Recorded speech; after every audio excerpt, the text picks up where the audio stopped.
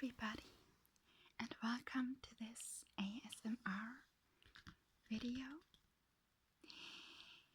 This is the second ASMR art book that I'm making, and I've been wanting to make another one and keep these going because I have a couple of art books that I really like, and I would like to show them in this specific way. And so yeah, I finally came around to doing that. And so the one I have right here is a very special one to me. I just like it very, very much. It's one of my favorites. And it's called Angel Eyes. And it's the illustration book to the manga Banana Fish, which is a classic shoujo manga by the author Akimi Yoshida. And it came out was released like during the 80s and 90s, I think like 84 or 85, something like that, and ran to like the middle of the 90s. And I have right here also the first volume of this manga. And as you can already tell from this cover, it has a very important like crime element to it. And it's a very, very popular manga.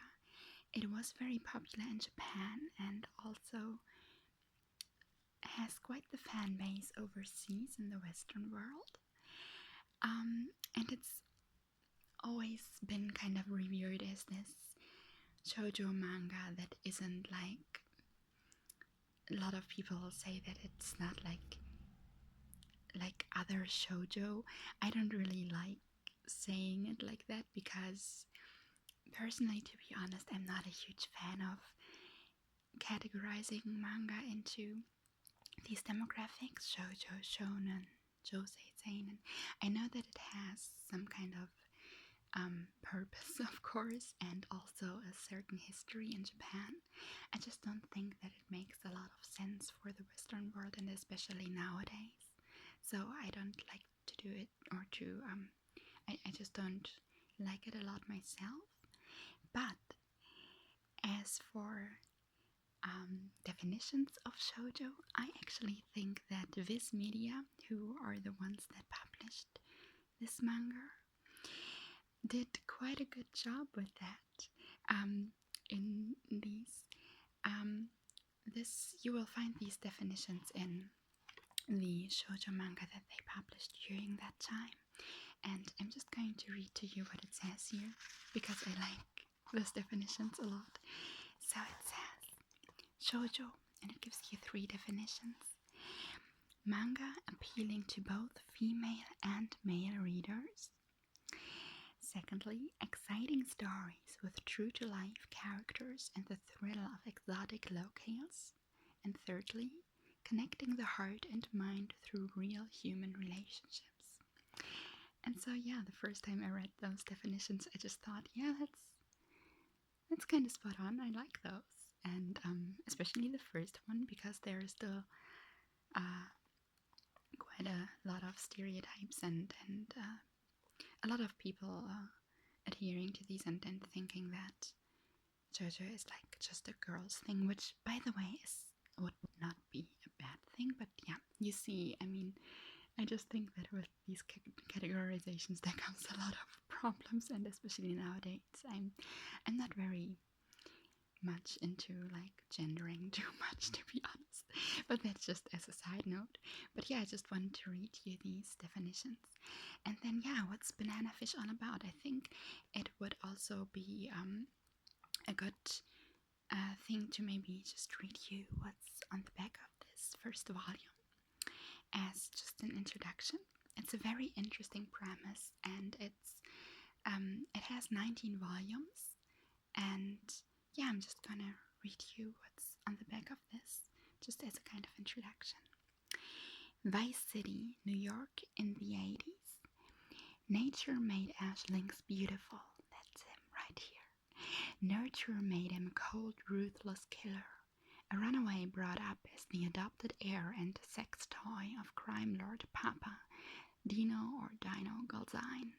Ash, now at the rebellious age of 17, forsakes the kingdom held out by the devil who raised him.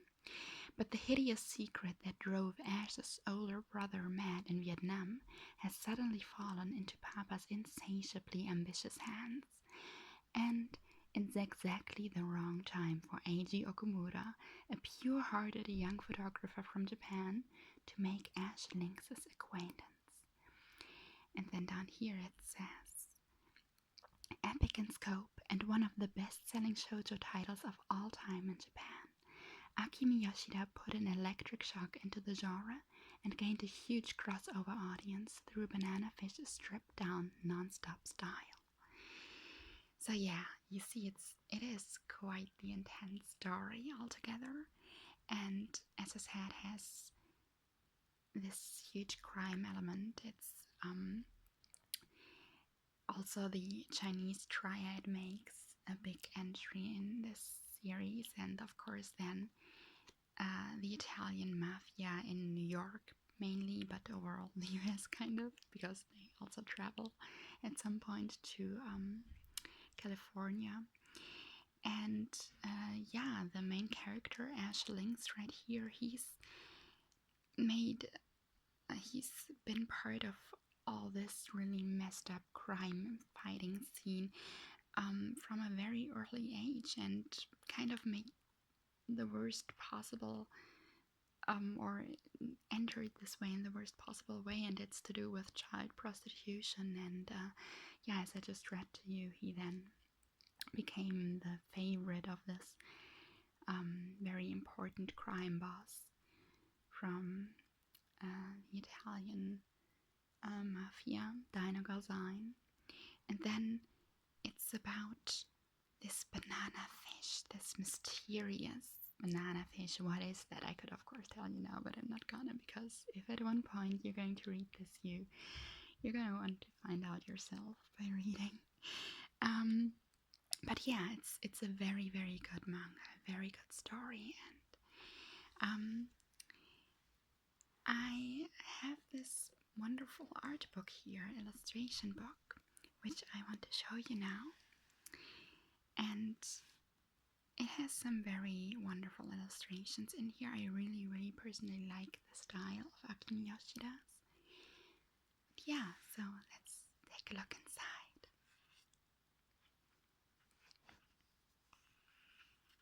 Angel eyes. Let me show you what it looks like here. It has this yellow cover with the beautiful Ash Lynx right there with a very intense look with his green eyes. I really like the usage of color here, and you'll see that a lot in the art book itself. The way color is used, I like that a lot.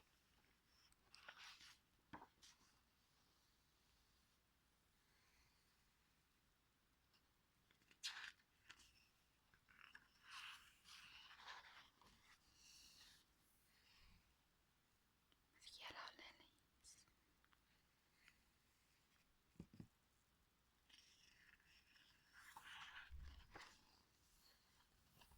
And a very beautiful picture right here.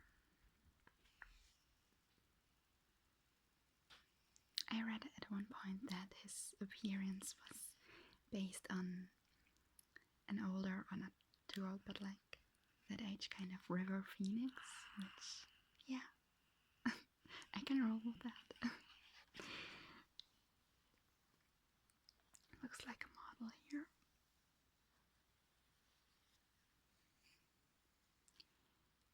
The manga itself also has a few shonen ai elements between the two main characters, Eiji Okumura and Ash Lynx, but it never really goes very far into that direction. It's not a main focus, but you can also see it in some of the illustrations here, that that's definitely an imagined part of the author for these characters and for the story.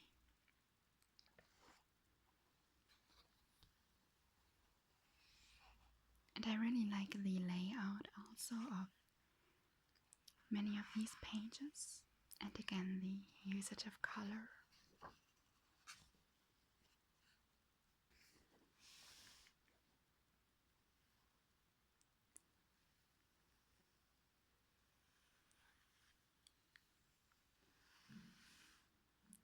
And overall, I also kind of became interested in when I started reading this manga. Look at this gorgeous cheetah. Or lynx, actually. When I started reading this manga, I became interested in this period of time in New York in the 80s, and I watched a couple of documentaries about it and read some things and learned that it was a very messed up time and world. I knew some things about that, but just really New York, it was very messy and brutal in a way, but also very alluring, kind of. But that's why it's called the Vice City here as well. And here you see maybe what I mean with the color, the flamingos. I like that a lot. I hope you can hear the church bells ringing right now. They're very loud for me. I'm not sure if you can hear. Well, now that's a lynx.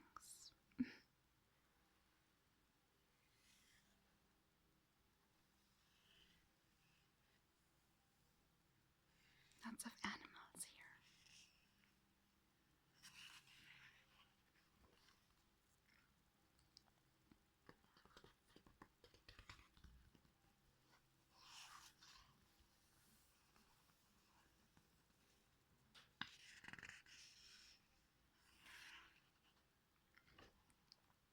And I personally really quite like the style of the 80s. Sometimes some of it's not that great, but some of it's very nice to look at. Especially some of the men styles.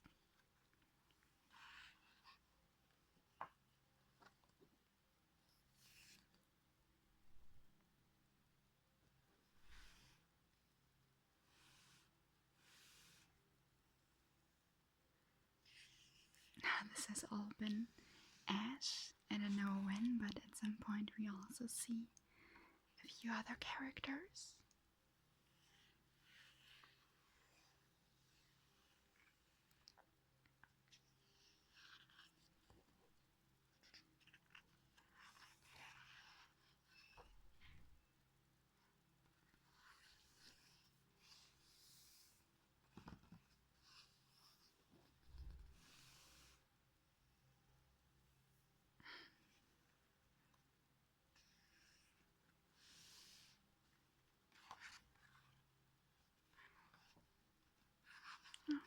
Oh, missed one.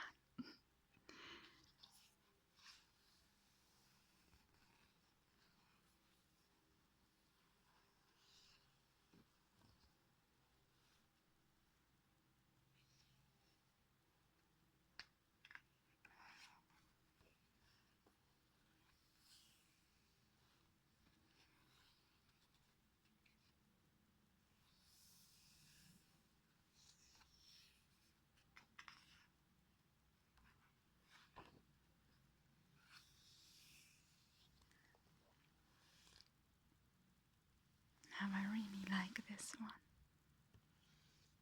The roses and the sand here.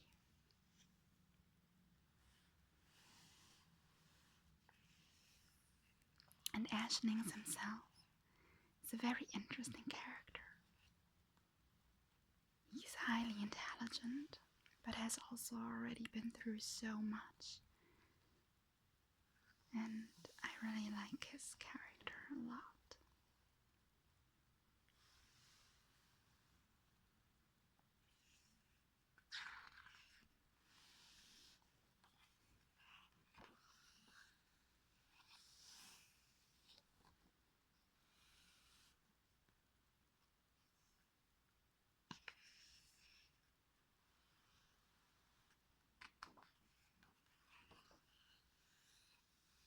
Oh, here we have our Japanese main character,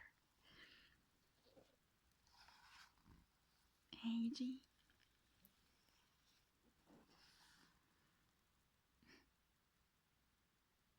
And yeah, he kind of gets really thrown into this whole mess, and he's a very sweet boy, kind of. But then he can't stay out of it because it becomes very important to him, and Ash becomes very important to him. This one is gorgeous, I think. Really like it. But the whole story, I have to add, is really not for the faint of heart. These characters really have to go through a lot. It's worth it, though. It really is. It's really good. Not to sound like a broken record here, but it just really is.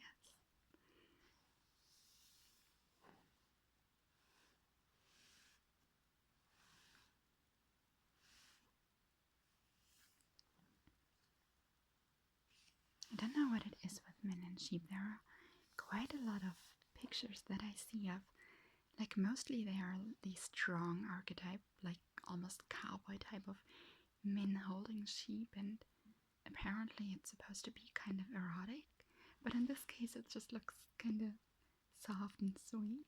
I don't know. I like it. This has a little bit more of an erotic vibe to it, in my opinion.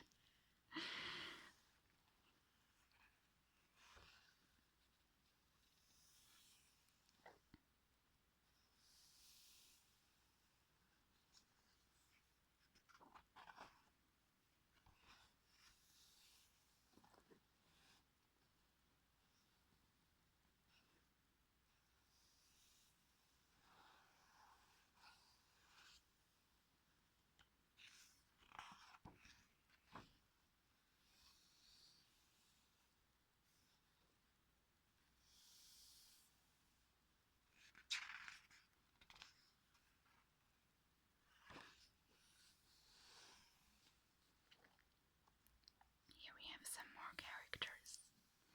I'm not gonna talk much about them though, because it could be very spoilery. So just enjoy the illustrations.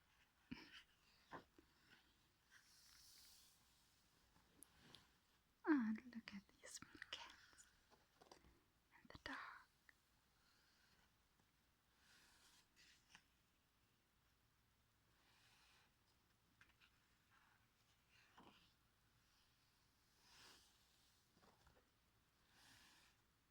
Handsome boys.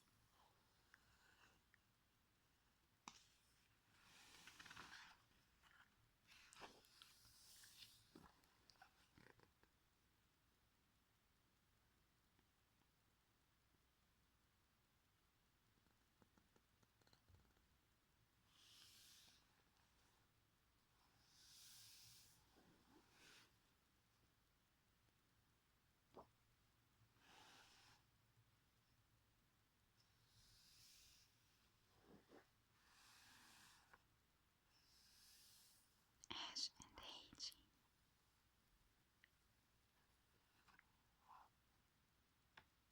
They really need each other in the story.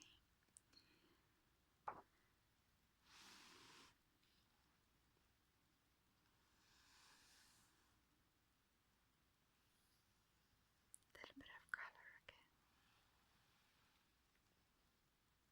Look at those handsome tuxes.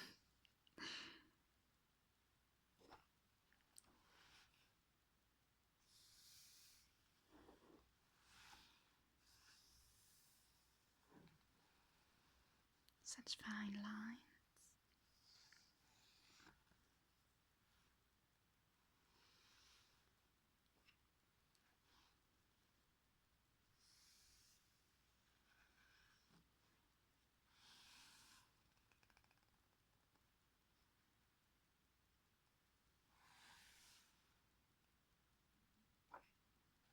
Oh, and this is a gorgeous double page.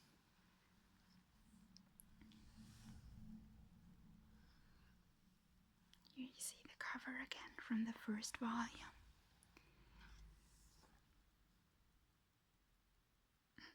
I don't know if you agree with me. I know some people probably aren't too much into this 80s style or this specific style, but I just really like it a lot.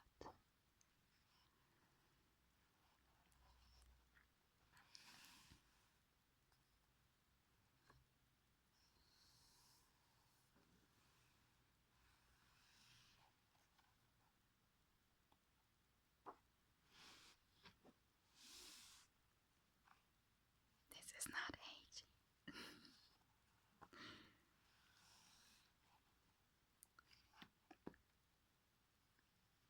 Ashlings is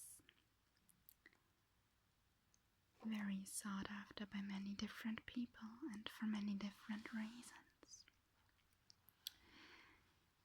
Some want his head, some want his body, some both.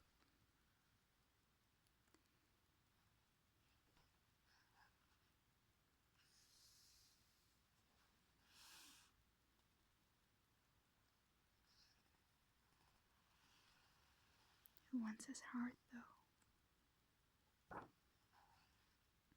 I just had to laugh because of this little cowboyish, but kind of looks a little bit Boy Scoutish too, like this illustration.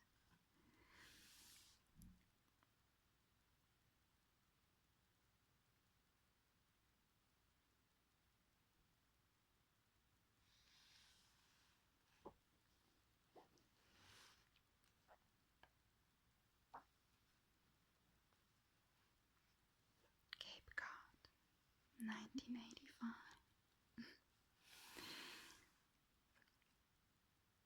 I love New York. Wouldn't that be a little bit better on him as the foreigner visiting? But well.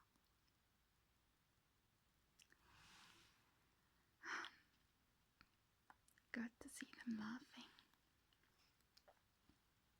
and joking around, having some fun.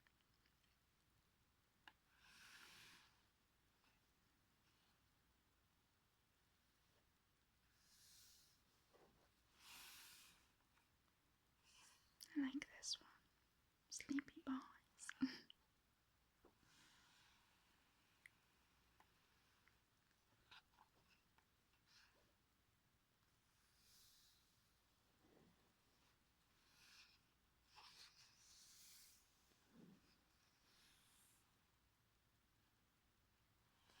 And yes, I believe that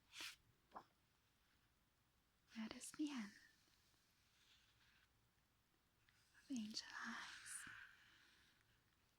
This lovely illustration book to a wonderful manga, Banana Fish.